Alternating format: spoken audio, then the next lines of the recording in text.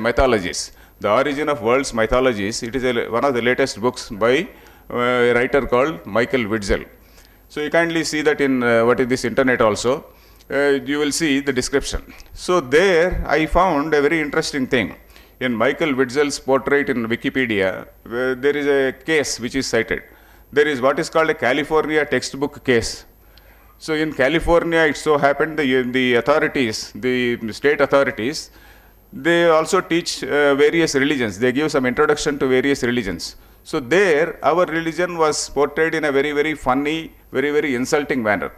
So the children, they used to cry saying that, no, I am ashamed to be in this religion, etc. So the parents got agitated. When they investigated, they found that the textbook, there is a textbook which is ridiculing Hinduism. So they represented to the state, the state authorities. They said, no, it is prepared by a very great authority called Michael Witzel. He is a professor in Sanskrit. He is a professor in Sanskrit from Harvard University, and that is what is standard. So these people went to court. The court, okay, they wanted to hear arguments. So the community there in America, they could not produce a scholar of equal eminence in America. So it was our failure, because we could not produce a scholar of equal eminence in America, because we are not educating our scholars. So last time when we met Swamiji, he was saying the Buddhists, they are educating their scholars. They are having at least a few dozen scholars who are there in the Western countries. It may be Germany, it may be France, Paris, it may be America. In all these countries, the Buddhists, the lobby is so great. Buddhism, of course, we love it. Buddhism is our sister religion, and then Buddhism, say it is something which talks about world peace. It is our sister religion. We have no dispute with that. But then their leaders, they are wise enough. They are wise enough to train their youngsters and then keep them there in their say the Western academic portals. Whereas we have failed. We have failed to understand what exactly is what is the Western methodology, what are the Western techniques in suppressing a particular culture. So that is why Swamiji, I think he was saying, when Mr. Vijay Kumar, he was pointing out about how there is a responsibility on all of us to see that some of our scholars get educated in Western universities and then learn that methodology, that sort of the Western idiom and all that, so that the religion, really, this sort of cultural war is fought at several levels. It is fought at the level of Harvard University. So ultimately, I was talking about that case. So in that case, our people failed in that particular case because they could not produce a scholar of equal eminence. And then this is what is cited in Michael Witzel's portrait in Wikipedia. If you look for that Witzel, you will get the whole note about the California textbook case. So this is what is happening. So ultimately, as Swamiji was saying, we are philosophically strong. We have a sound philosophy in the sense that our Veda, we are the only people who say that who do not say rather. We are the only people who do not say that our book is the only truth and you have to trust our book, you have to believe in our book, otherwise I have got a right to convert you. We never say that.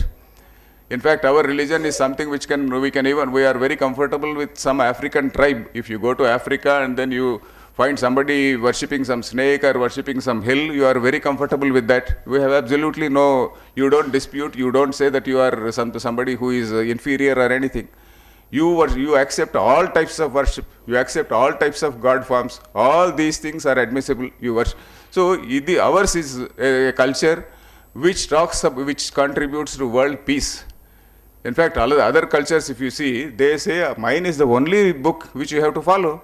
If you don't follow, I have got a right to convert you. And we are the only people who don't say that. In the whole world, the Indian religions, not by we, I also include Buddhists, Jains also.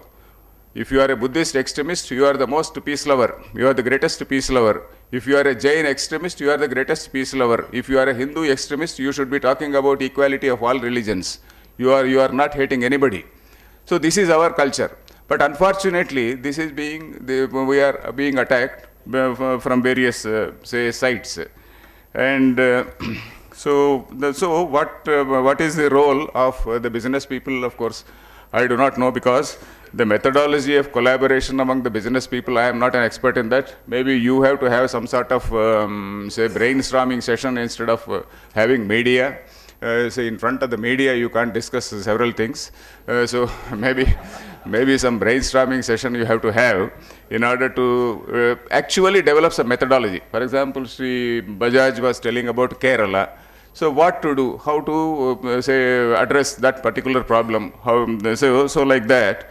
Because and another point we have to note, one point which I can suggest is the business and politics, they have always been say together, or rather they are interrelated. They are interrelated. If you take Chanakya's story from that Mrutsyakatikam also, when Chanakya say deposes all those Nanda kings, he first befriends all the Vaishya gentlemen there. There is a character called Chandanadasa and some other business people are there. So Chanakya is the man who first befriends all these Vaishyas who were earlier supporters of say Nanda. So like that, businessmen were always brought into the fold, political fold, by whatever political party was in power, right from olden days. So you have a lot of political power. I suppose that there are a lot many business people here, and you certainly have a lot of political power, and that power also should be put to proper use. That is what I think, because demography is something which dictates political policy.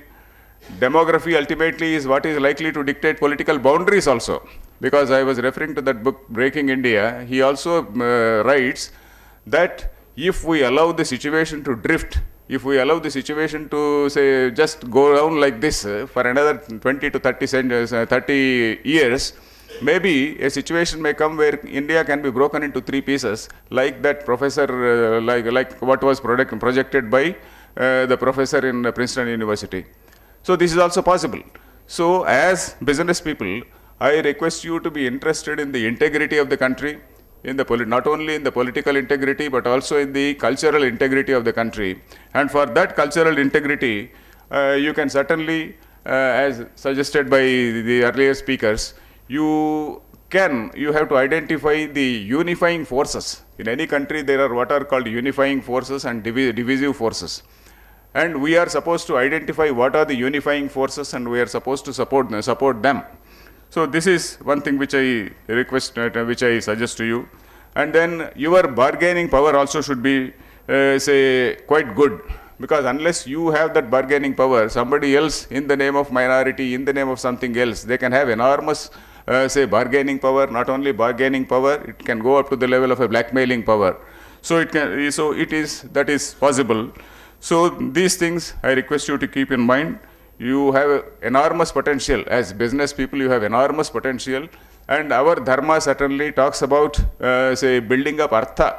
We have got dharma, artha, kama, moksha. Artha is not totally neglected by our, say, philosophy. It is very, very wrong to assume that the Hindu rate of growth, Hindu great growth, all these ridiculous statements are made. Whereas the very first shloka of Hitopadesha says, Ajaramaravat prajnaha vidyam artham cha sadhayet. So a person, he has to acquire, say, knowledge and also money right up to the time of death. Ajaramaravat, as though the fellow has no old age and then has no death. So one has to consider himself a deathless, somebody without old age. So he has to make in the sense earn money, and then he should also earn knowledge. And at the time of spending, Gruhita iva keshena mrutyuna dharmam acharet. You have to also do dharma as though the god of Mrityu has held you, he has held you by the tuft of the hair. So a person who is going to die, he will do all dharma karyas. So you should not only earn money, you should also do dharma, you should also follow dharma. So this has been the blending of dharma and artha has always been there. So this is what we have to note. So once again, I congratulate Swamiji. With the deep respects for Swamiji, I congratulate that he is doing the right thing, because in fact this direction has to come from Swamiji's only. Because Swamiji, we call them Jagat Guru. What is the meaning of Jagat? Jagat means that which always changes. Gacchati iti Jagat. The Sanskrit derivation is Gacchati iti Jagat, that which is always in a state of flux, that which is always changing. That is what is Jagat. One who knows the social change, one who understands, one who is a change manager, he is a Guru. So from that point of view, I congratulate Swamiji and I thank Sri Kumar and other friends who have given me this opportunity to be here with you. Thank you. 5 years ago, not many people were writing about Hindus. Sitaram Goyal and Ram Swarup, two gentlemen, older scholars, started working on this, creating a defending Hindu society intelligentsia corpus of the book. Then this was joined by Kundadals, Arun Sauri, Navratnes Rajaram.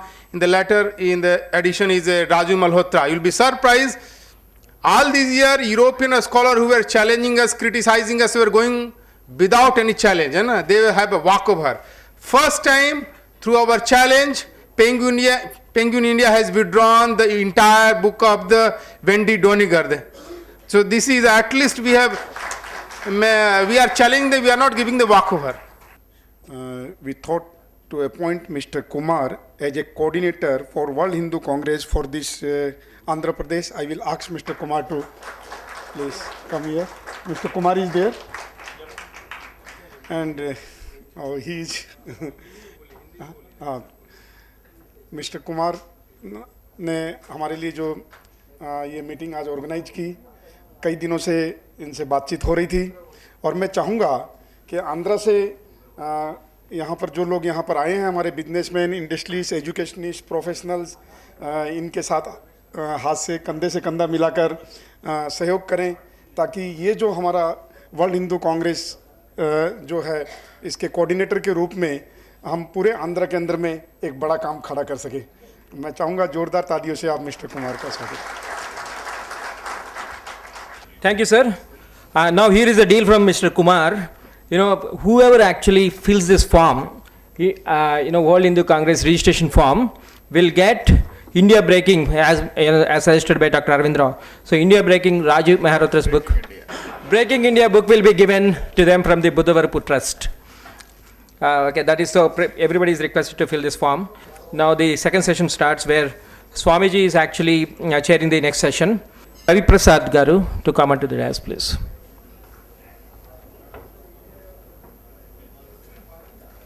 Mr. J.S. Rao to come onto the dais, please. May I request Mr. G. Narsireddy, Shri Kamalakar Sharma Garu to come onto the dais, please. Namaste once again. And the speaker are Sri G. Narsi Reddy, Sri J.S. Rao, Sri Bharat Shah, Sri K. Ramchandramurthy, Sri J. A. Chaudhary, P. Ravi Prasad, I am correct? And Sri Kamalakar Sharma ji. So these are 7 speakers. So, and they are all knowledgeable people, very, very experienced people. So I will start first with the Bharat Shah, who is the president of the Business Network International, to start his point. Respected Swamiji, Chief Guest Arvind Rao ji, and the guest of honor Prasad, Mr. Arun Bajaj, and all the dignitaries on the dais, ladies and gentlemen. First of all, I would like to thank Mr. Kumar for inviting me. Very happy to be here. I mean, this call came yesterday, and today didn't have much time to go through what this organization has done so far. But then it was very nice to see the film, how Swamiji has started this organization and how it has taken shape.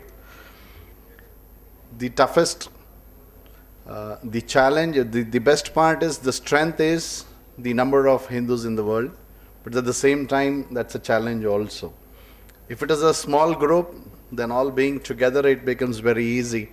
But then when the group is very large, it also becomes very challenging.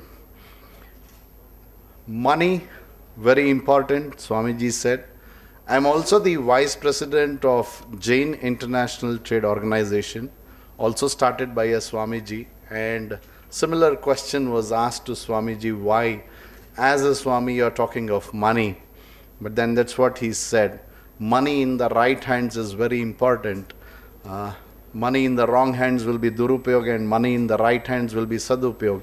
And that's why this concept of the money also playing an important role, and the Swamiji started this Jain International Trade Organization with 3 E's: economy, where the Jains together meet and build and make money and use it in a proper way; the education, the second E being education, and the third being empowerment, E, and E. It has really helped, and similarly, this organization, which has the presence all over the world, has made a beginning, and I mean, it's a mammoth task. It's very huge task. There is a lot of scope, there is a lot of opportunity, but then how it has to be done is a big question. Like Mr. Arvind Raoji did mention, that the think tank, the people have to come across, the working inside has to be very strong, and then go into the market and then tell people how it is to be done. I mean, how to be done, that planning has to be very big. And the scope is large, but the more we think, it's more tough. But if small things are taken at a time, one particular area, accomplishing that and going to the next area will really help a lot in building. I mean, the focused approach on one aspect and the other aspect and the next aspect one. Also decentralizing, region-wise, people taking care at their own level. At Hyderabad, activity is done at regional level. That decentralization has to be very strong. The empowerment has to be given at the regions, and then collectively the action should be taken all over. I'm also part of this Business Network International. How it is important people to join together and take it to a big way. The one member helping another member to do business. This was started way back in 25 years in America. But then in Hyderabad, we just started a year and a half back at this very venue, the same venue, the first chapter of Business Network International, and the name is Artha. We are talking of Artha economy, and the first chapter of Business Network International also started here. And members helping one another, small businessmen came up and they have done a business of 200 crores. And BNI International last year alone, 2013, has $5.6 billion. 39,500 crores business has been done between members helping one another. Now, the power of networking is unimaginable. It is superb. I have seen that with my own eyes with few members in Hyderabad doing so much of business, and the scope that it has, it's going to run into hundreds and thousands of crores very soon. The power of networking. If we, the businessmen, we are all born Hindus, and if at all we can give back to the society something from our side, something little bit from each one of us, every person, as a duty to give back to the society, then there is a lot to be done. There is a lot that can be done. But I strongly believe that the method, what is to be done, all of us know, but how it is to be done is a challenging task. But then bringing down, noting down, brainstorming, as he said, quite a lot. The think tank has to be big and come out with modalities and action plans for every region to take place, what they need to do, what they are supposed to do, and then finally meeting at once in a year at the national level. That should work out. But then definitely, yes, the small step which has been taken, the future is big, the future is great, and we can foresee the power. I mean, the amount of people are there, and there's going to be a great future for this organization. And we see whatever from our side can be done for this. We are with you, we are with the organizations. Thank you very much.